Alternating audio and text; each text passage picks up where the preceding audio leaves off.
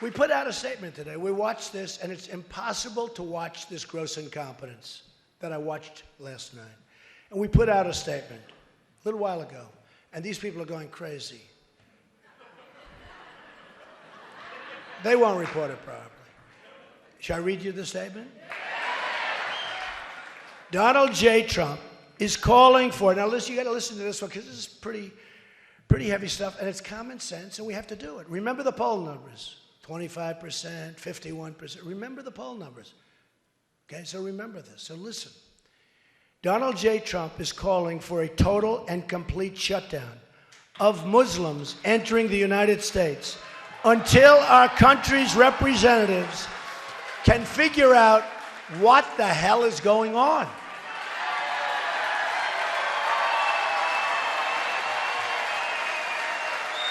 We have no choice. We have no choice.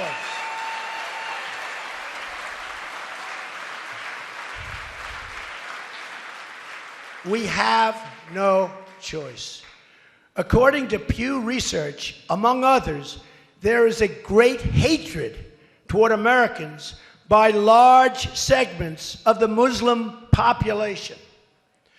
Most recently, a poll from Center for Security Policy released data showing 25% of those polled agreed that violence against Americans, these are people that are here, by the way, people here, 25, not 1%. By the way, 1% would be unacceptable. 1% is unacceptable. 25% of those polled agreed that violence against Americans here in the United States is justified as part, think of that, as part of the global jihad. They want to change your religion. I don't think so. I don't think so. I don't think so. Not going to happen. As part of the global jihad, and 51% of those polled agreed that Muslims in America should have the choice of being governed according to Sharia. You know what Sharia is? 51%. Sharia authorizes, and look, this is, it's terrible. Sharia authorizes such atrocities as murder against non-believers who won't convert, beheadings, and more unthinkable acts that pose great harm to Americans, especially women. You look, especially women. Tough stuff. And we have a president that won't even mention the term. And you're talking about numbers like this. Mr. Trump stated, without looking at the various polling data, it's obvious to anybody the hatred is beyond comprehension of such a big portion. Where the hatred comes from and why, we will have to determine. We're going to have to figure it out. We have to figure it out. We can't live like this. It's going to get worse and worse. You're going to have more World Trade Centers. It's going to get worse and worse, folks. We can be politically correct and we can be stupid, but it's going to get worse and worse. Until we are able to determine and understand this problem and the dangerous threat it poses, our country cannot be the victim of horrendous attacks by people that believe only in jihad. These are people who only believe in jihad. They don't want our system. They don't want our system.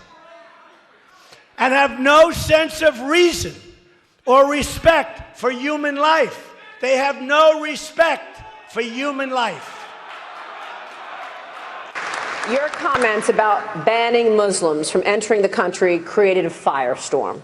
According to Facebook, it was the most talked about moment online of your entire campaign, with more than 10 million people talking about the issue. Is there anything you've heard that makes you want to rethink this position? No. No. Look, we have to stop with political correctness. We have to get down to creating a country that's not going to have the kind of problems that we've had with people flying planes into the World Trade Centers, with the shootings in California, with all the problems all over the world. I just left Indonesia. Bomb, bomb, bomb, bomb. We have to find out what's going on. I said temporarily. I didn't say permanently. I said temporarily. And I have many great Muslim friends. And some of them, I will say not all, have called me and said, Donald, thank you very much. You're exposing an unbelievable problem, and we have to get to the bottom of it. And unlike President Obama, where he refuses even to use the term of what's going on, he can't use the term for whatever reason. And if you can't use the term, you're never going to solve the problem. My Muslim friends, some, said, thank you very much. We'll get to the bottom of it. But we have a serious problem. And we can't be the stupid country anymore. We're laughed at all over the world.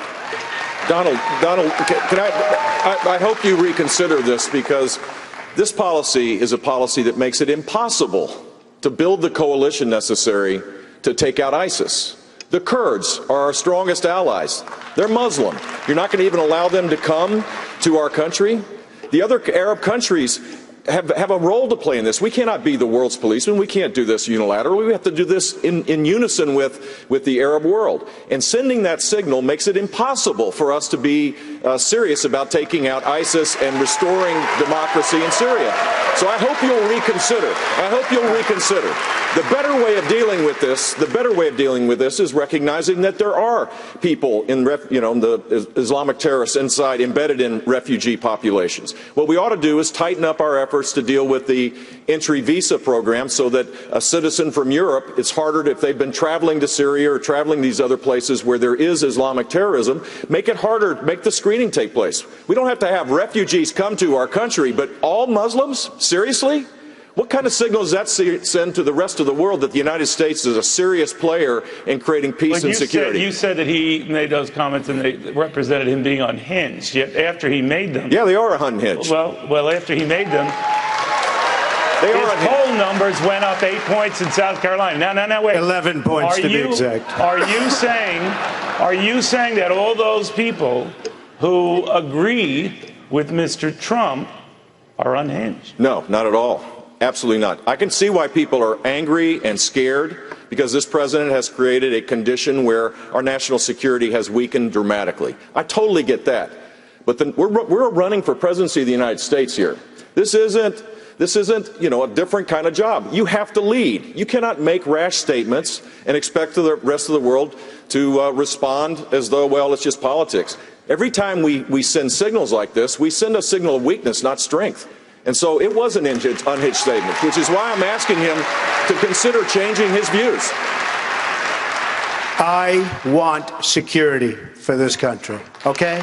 I want security. I'm tired of seeing what's going on between the border, where the people flow over, people come in, they live, they shoot. I want security for this country. We have a serious problem with, as you know, with radical Islam. We have a tremendous problem. It's not only a problem here, it's a problem all over the world. I want to find out why those two young people, those two horrible young people in California, when they shot the 14 people, killed them, people they knew, people that held a wedding reception for them. I want to find out, many people saw pipe bombs and all sorts of things all over their apartment. Why weren't they vigilant? Why didn't they call? Why didn't they call the police? And by the way, the police are the most mistreated people in this country. I will tell you that. The most mistreated people. But can I say, wait a minute, we need vigilance. We have to find out. Many people knew about what was going on. Why didn't they turn those two people in so that you wouldn't have had all the death? There's something going on, and it's bad. And I'm saying we have to get to the bottom of it. That's all I'm saying. We need security.